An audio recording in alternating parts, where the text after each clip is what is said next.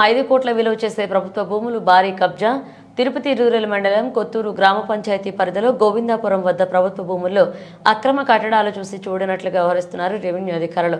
ప్రభుత్వ భూమిని అధికార ముసుగులో అక్రమంగా కట్టడాలు చేపడుతున్న స్థానిక ప్రజాప్రతినిధులు ప్రభుత్వ ఆధీనంలో ఉన్న 4.38 సెంట్ల భూమిని స్థానిక ప్రజాప్రతినిధులు ఆక్రమించుకుని సుమారుగా 2 ఎకరాలకు పైబడి భూమిని ప్రైవేట్ వ్యక్తులకు ఫ్లాట్ రూపంలో విక్రయించడం జరిగిందని, వీరికి ప్రభుత్వ భూమిని విక్రయించడానికి గల అధికారాలు ఎవరిచ్చారో తెలియడం లేదు. కానీ ఏ ప్రభుత్వ అధికారి ఇక్కడికి వచ్చి ఈ అక్రమ కట్టడాలను ఆపడం కూడా జరగలేదు.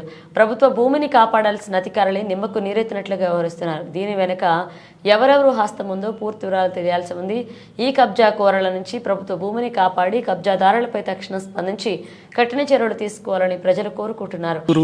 గ్రామ పంచాయతీ లెక్క దాఖలాలో తిరుపతి రూరల్ మండలం దాదాపుగా 4 ఎకరాల 38 సెంట్లు గల ఈ జాగాని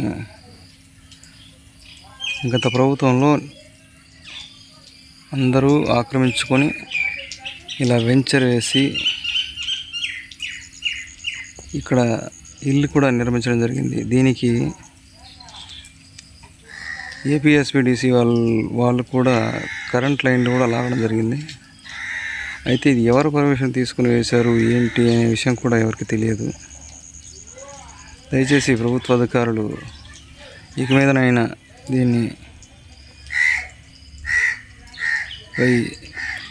దీని మీద చర్యలు తీసుకొని ఈ గవర్నమెంట్ స్థలాన్ని భూ కబ్జాదారుల కోరాల నుంచి